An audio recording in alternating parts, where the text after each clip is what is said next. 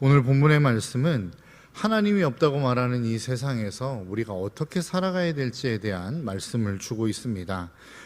우리가 사는 이 세상은 하나님이 없다라고 이야기하는 세상이지요. 오늘 본문 4절 후반절의 말씀에 보면 이렇게 말씀합니다. 그 모든 사상에 하나님이 없다 하나이다. 이것이 세상의 가장 기본적인 모습입니다. 하나님이 없는 것처럼, 그리고 하나님께서 이 땅 가운데 역사하시지 않는 것처럼 이 세상의 사람들은 그렇게 이 세상을 살아갑니다. 오늘 본문 1절도 그렇게 말씀하죠. 여호와여 어찌하여 멀리 서시며 어찌하여 환난 때에 숨으시나이까. 그러니까 하나님이 없는 세상, 많은 사람들, 믿지 않는 사람들이 하나님이 없다라고 이야기할 수밖에 없는 이유를 오늘 본문 1절은 환난을 당할 때에, 힘들 때에 많은 가난하고 힘든 사람들이 그 압제를 당할 때에 하나님이 멀리 서시는 것 같은 느낌이 들기 때문이라는 것입니다. 우리는 그런 생각을 합니다. 하나님이 살아계시다면, 그 하나님이 정의로우시다면, 그 하나님께서 완벽하신 분이라고 한다면 어떻게 악인의 악을 지켜보고만 계실 수 있는가라고 하는 것이죠. 여러분들에게도 그런 생각이 있지 않으십니까? 그런데 그것은 어찌 보면 하나님이 그 악을 참고 계시기에, 오래 견디고 계시기에 저와 여러분들이 이 자리에 계시는 것이죠.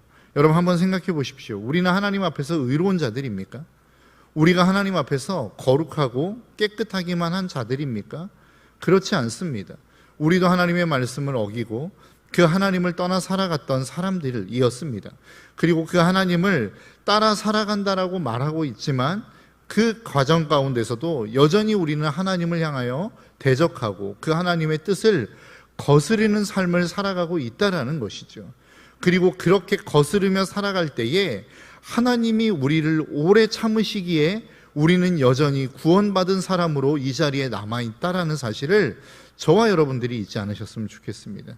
다른 말로 이야기하면 그 하나님이 악인을 향하여 오래 참으시는 분이기에 저와 여러분들도 이 자리에 숨쉬고 있는 줄 믿으시기를 주님의 이름으로 축복합니다. 만일 우리의 악이 발견되어질 때에 하나님이 그 즉시 그 악을 처리하는 분이셨다면 저와 여러분들도 이미 처리되어지고 이 땅 가운데 살아있지 않겠지요. 여러분, 하나님이 오래 참으신다라고 하는 것, 하나님이 그 악을 그냥 지켜보고 계신다라고 하는 것은 그 안에 하나님의 깊은 사랑이 담겨 있는 것입니다. 우리가 하나님 앞에 돌이켜 그 하나님의 사랑 안으로 돌아오기를 소망하시는 그 하나님의 기대, 그 하나님의 소망, 그 하나님의 오래 참으신 은혜가 있다라고 하는 사실을 저와 여러분들이 잊지 않으셨으면 좋겠습니다. 그래서 하나님은 오래 참으신다라는 것이죠. 그래서 그 악인들을 향하여서도 하나님은 오래 참으신다라는 것입니다. 그런데 오늘 본문에서 그 악인들의 특징을 오늘 본문 2절은 이렇게 말씀합니다. 각한 자가 교만하여 가련한 자를 심히 곤박하오니 저희로 자기의 베푼 꾀에 빠지게 하소서. 교만하다라는 것입니다. 교만한 자의 특징이 무엇입니까? 가련한 자, 불쌍한 자, 그들을 곤박한다라고 오늘 본문은 이야기하고 있습니다. 두 번째의 특징은 3절에서 이렇게 말씀합니다. 악인은 그 마음의 소욕을 자랑하며 탐리하는 자는 여호와를 배반하여 멸시하나이다. 자신의 욕심을 자랑한다라는 것입니다. 그것을 탐욕으로 품고 살아간다라는 것입니다. 마지막, 교만한 자, 악한 자의 특징이 무엇이냐? 악인은 그 교만한 얼굴로 말하기를 여호와께서 이를 감찰치 아니하신다 한다라고 이야기합니다. 하나님은 돌아보시지 않는다는 거예요. 하나님께서는 마치 계시지 않는 것처럼 그렇게 생각되어진다라고 한다라는 것입니다. 그것이 악인의 특징이라는 것이죠. 그리고 난 다음에 그 악인의 삶을 오늘 본문 5절부터 시작해서 11절은 그 악인의 교만한 삶이 어떤 삶인지를 잘 말씀하고 있습니다. 대표적인 특징 중에 하나가 6절입니다. 그 마음에 이르기를 나는 요동치 아니하며 대대로 환난을 당하지 아니하리라 하나이다. 그러니까 악인의 특징 중에 하나가 무엇이냐면 대적을 상관하지 않는다는 거예요. 왜냐하면 그 대적보다 나는 힘이 세기 때문이라는 거예요. 나는 강력하여서 그 어떤 대적도 나를 환난 가운데 빠뜨릴 수 없다라고 이야기한다라는 것입니다. 그리고 그 마음의 큰 그 마음 한구석에는 어떤 마음이 있냐? 11절 저의 마음이 이르기를 하나님이 잊으셨고 하나님을 그 얼굴을 가리우셨으니 영원히 보지 아니하시리라 하나이다. 그러니까 악인의 특징, 나는 환난 가운데 빠지지 않아. 그런데 그 환난 가운데 빠지지 않을 수 있는 이유는 무엇이냐? 하나님이 나에게도 손댈 수 없기 때문이야 라고 이야기하고 있다는 거예요. 나는 힘이 세기에, 나는 강력하기에 하나님이 온다 하여도 나는 그 하나님으로 말미암아 환난에 들지 않아 라고 이야기한다라는 것입니다. 우리는 그 하나님이 보이지 않는 삶을 살기 때문이야 라고 이야기하기 때문이라는 거예요. 이것이 교만한 자의 삶의 모습이다 라고 이야기합니다. 이것을 향하여 오늘 본문은 악인, 하나님이 없는 것처럼 살아가는 인생이라고 이야기하지만 사실 믿는 사람 안에서도 이런 모습들이 분명하게 존재한다라는 것입니다. 하나님이 마치 없는 것처럼, 마치 하나님이 보이지 않는 것처럼, 마치 하나님이 우리의 인생 가운데 그 어떤 영향력도 행사하실 수 없는 것처럼 살아가는 믿음의 사람들이 있다라고 하는 것이죠. 여러분들의 인생 가운데 하나님이 보이십니까? 그 하나님이 여러분들의 인생 가운데 인식이 되는 삶을 살아가고 계시느냐라고 하는 거예요. 이렇게 이야기하니까 좀 와닿지 않으시죠? 하나님을 인식한다는 게 뭐야? 하나님이 보인다는 게 뭐야? 잘 와닿지 않으실 겁니다. 다른 말로 여러분들에게 한번 질문해 보겠습니다. 여러분, 하나님의 은혜로 말미암아 울어본 기억이 언제쯤 되십니까? 여러분들이 하나님의 은혜에 감격하여 하나님, 내가 이 은혜로 말미암아 너무 감격스럽습니다 라고 하며 그 하나님 앞에서 울어본 경험이 언제적이냐라고 하는 거예요. 한 1년 되셨습니까? 2년 되셨습니까? 다른 말로 질문해 볼까요? 여러분, 기도하면서 하나님의 그 은혜의 감격에 잠겨 회개해 본 경험이 언제이십니까? 내 삶을 회개하며 하나님 앞에 내 죄악을 통회하며 그렇게 하나님 앞에 울부짖었던 경험이 언제시냐라고 하는 거예요. 하나님 앞에 찬양하며 감격해 본 경험이 언제이십니까? 예배를 드리면서 그 하나님의 임재를 느껴보신 적이 언제냐라고 하는 거예요. 여러분, 이것이 1년 전이라고 한다면, 아직 그 1년이 너무 채 안 된다라고 한다면 그래도 우리의 삶 가운데는 소망이 있는 것 같습니다. 여러분, 이 감격해 본 경험이 1년을 넘어가고 2년을 넘어가고 3년을 넘어간 그러한 모습이라고 한다면 여러분, 우리의 인생 가운데 하나님이 보이지 않는 인생의 가능성이 있다라는 것입니다. 나는 신앙생활하지만, 나는 여전히 하나님 앞에 기도하지만, 예배를 드리지만 그 하나님의 은혜의 감격에서 멀어져 가고 있는 인생인 것을 여러분 인식하는 것이 참 중요하다라는 것이죠. 나는 그 교회 안에 있으니, 나는 예배를 드리는 장소 안에 있으니 여러분 안전하다고 생각하십니까? 그렇지 않습니다. 여러분, 신앙생활이라고 하는 것은 하나님과 나와의 1대1의 관계입니다. 대중과 나와의 인생에서 내가 그 하나님의 예배하는 자리에 있다 하여, 제사하는 자리에 있다 하여 내 인생이, 내 신앙생활이 안전하다라고 착각하지 마십시오. 여러분, 예배의 자리에 왔으면 그 하나님의 은혜를 경험하고 돌아가셔야 됩니다. 그 하나님의 감격을 누리셔야 됩니다. 그 하나님이 우리에게 말씀하시는 음성에 빗대어 내 마음 가운데 내 마음에 어떠한 죄악이 있는지가 드러나야 된다라는 거예요. 이것이 하나님의 보이는 인생이라는 것입니다.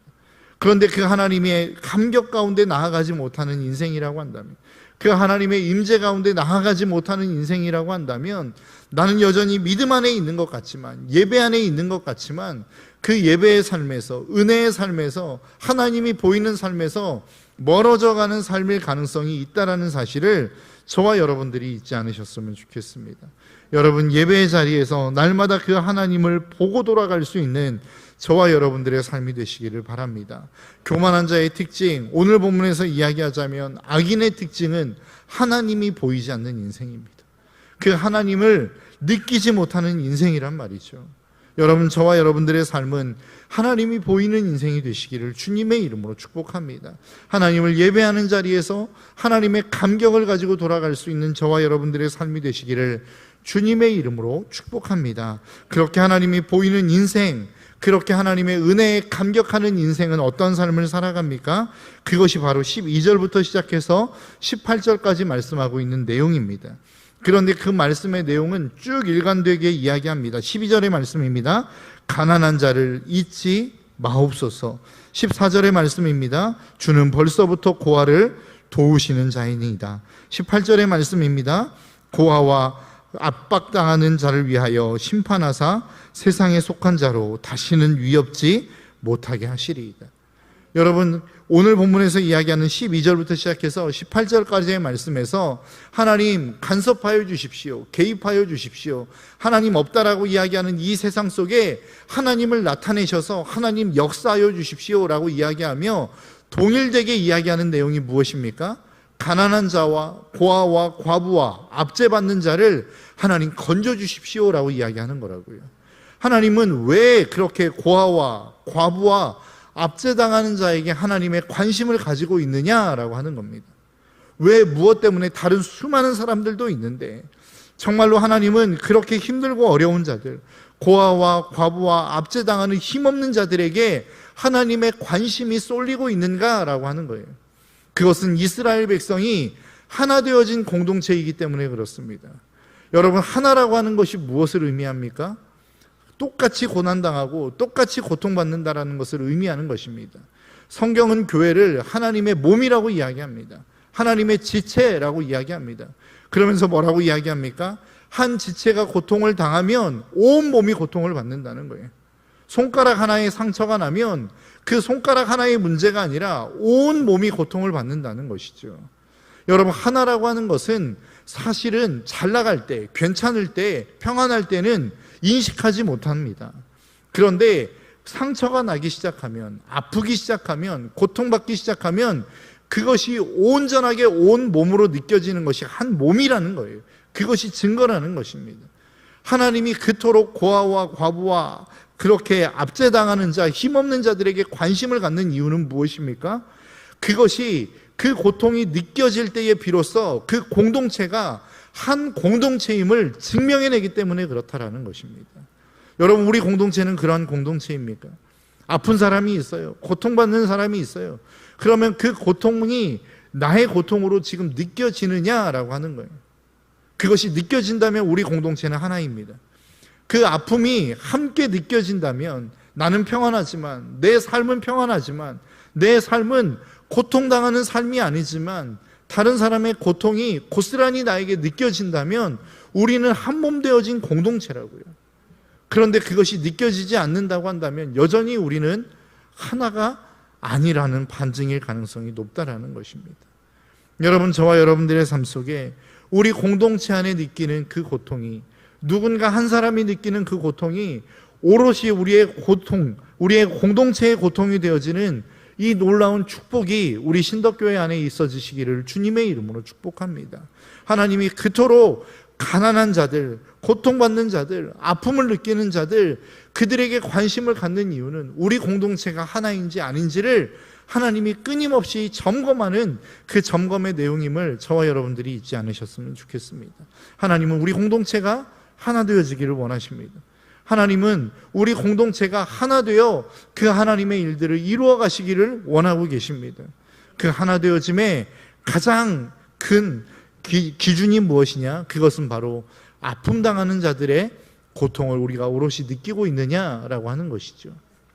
여러분, 우리 신덕교회가 그렇게 많은 사람들의 연약한 자들을 돌보아 하나 되어진 공동체를 이룰 수 있는 축복의 공동체가 되시기를 주님의 이름으로 축복합니다. 말씀을 정리하도록 하겠습니다. 여러분, 하나님은 악인들을 바로 심판하지 않습니다. 왜냐하면 그 악인들을 오래 참으사 하나님의 사랑 안으로, 구원으로 이끌어 가시기를 원하시는 하나님의 마음이 있기 때문입니다. 그럼에도 불구하고 여전히 악한 자들이 있습니다. 그 악한 자들의 특징이 무엇입니까? 교만하다라는 것입니다. 하나님이 보이지 않는다라는 것입니다. 그 하나님이 보이지 않게 자기 마음대로 삽니다. 자기의 기준에 의해 살아갑니다. 사사기의 말씀에 보면 자기 소견에 옳은 대로 살아가는 것입니다. 그러나 그 하나님 안에서 하나님이 보이는 자들은 어떠한 삶을 살아갑니까? 고아와 과부와 압제당하는 자들, 연약한 자들을 돌보는 삶을 살아간다라는 것이죠. 왜냐하면 이것이 하나 되어진 공동체에 나타나는 특징이기 때문에 그렇습니다. 우리 신덕교회는 그렇게 연약한 자를 돌보아 하나 되어짐으로 말미암아 하나님의 뜻, 하나님을 기쁘게 해드리는, 그리고 하나님의 기쁨이 되는 거룩한 공동체가 되는 우리 신덕교회가 되시기를 주님의 이름으로 축복합니다. 기도하겠습니다. 하나님,